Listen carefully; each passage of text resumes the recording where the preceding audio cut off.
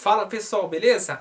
Frederico Pires aqui para mais uma aula no Maratona de Estudante. Lembrando que esse é um projeto feito por mim, Frederico Pires, pelo meu irmão Henrique, pelo nosso grande amigo Samir, tá bom? Vamos dar continuidade àquelas questões.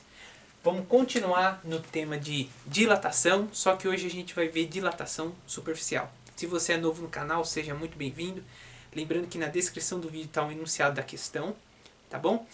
Antes da gente atacar o problema, a gente vai ver alguns pontos que a gente tem que revisar, tá bom? Então vamos começar. Primeiro, vamos supor que você tem um disco metálico aqui, com uma certa área inicial. Quando você coloca fogo nele aqui, quando você esquenta, o que você vai perceber? Você vai perceber que ele se dilata, tudo bem? E a gente vai ter uma expressão muito parecida com a aula passada.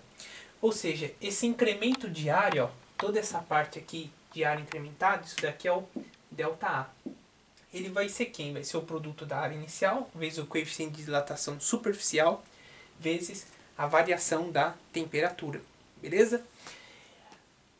Delta a gente sabe que é final menos inicial. Então ficar o final menos a inicial, tudo isso igual a isso, passa esse A0 para a direita, fica A0 mais A0B delta θ, coloco o A0 em evidência, então eu tenho isso daqui, tudo bem? A área final é igual ao produto da área inicial vezes 1 mais beta θ, tá? Lembrando que esse beta aqui, ó, ele é duas vezes o coeficiente de dilatação linear do material. Então, cuidado, hein?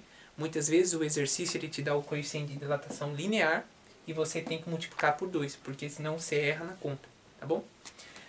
Aqui vamos revisar um segundo ponto. Eu tenho um disco preso aqui num eixo principal que gira com uma certa velocidade angular ômega. Como que eu relaciono a velocidade de um ponto aqui na periferia do disco? Lembrando que periferia é afastar do centro. O que são as áreas periféricas de geografia? Depois vocês vão ver com o meu irmão. São áreas distantes do centro. Tudo bem? Então eu posso relacionar essa velocidade aqui, que eu posso tanto chamar de tangencial, como linear, como dessa maneira. V igual a ômega vezes R, onde R é a distância do centro aqui do eixo principal, tudo bem? Até o ponto que eu quero analisar. De modo que eu posso representar ômega como V sobre R, tá bom? E aqui um outro detalhe que a gente vai mexer com potenciação é o seguinte. Tá vendo, ó, A ao quadrado sobre B ao quadrado? Não está elevado ao mesmo expoente? Eu posso juntar essa fração assim, ó, A sobre B, tudo isso elevado ao quadrado. Tudo bem? Se a ida vai dar volta também é. Se eu tenho, por exemplo, A sobre B elevado ao cubo, isso é a mesma coisa que A ao cubo sobre B ao cubo. Isso também é válido no produto. A vezes B ao cubo é a mesma coisa que A ao cubo vezes B ao cubo. Tudo bem? Agora a gente já pode fazer o nosso exercício. O que o exercício diz? O exercício ele diz que tem um disco metálico, que ele gira com uma certa velocidade angular, e ele dá um ponto na periferia do disco que tem 20 centímetros de velocidade. Ele fala, se eu esquentar esse disco e a temperatura for incrementada em 300 graus Celsius, qual a nova velocidade de um ponto na periferia? Então vamos representar. Essa daqui é a situação inicial, com raio R0, e essa situação final com raio RF. Aqui no início eu tinha uma velocidade, que eu vou chamar de V0, igual a 20 metros por segundo. Essa é uma velocidade de ômega. E uma velocidade final que eu quero encontrar. Tudo bem? Como o problema disse que a velocidade angular ela não se altera, então o ômega do início é igual ao ômega do fim. Tudo bem? Então vamos lá. Ômega do início igual a ômega do fim. Significa que da relação que a gente viu, eu posso escrever relacionando a velocidade linear do raio como V0 sobre raio 0 igual V final sobre raio final.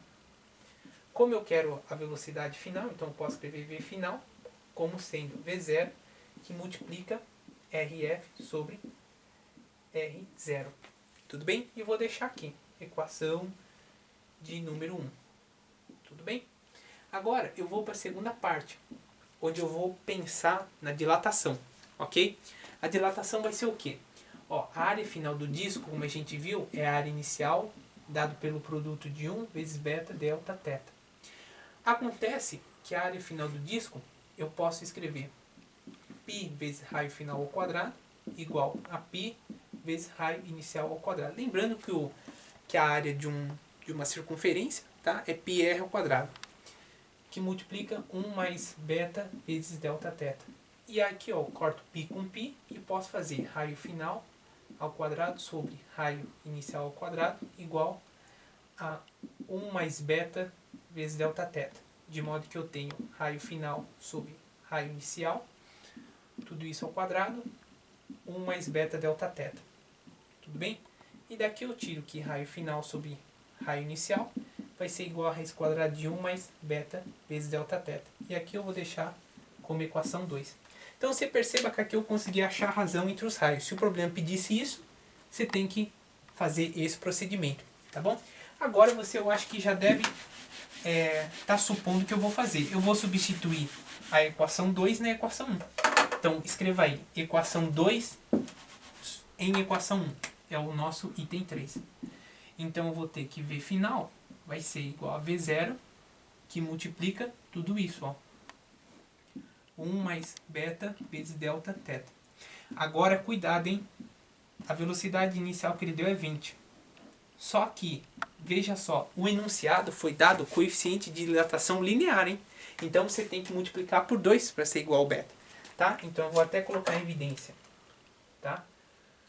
2 vezes 11,510 a menos 4 vezes 300.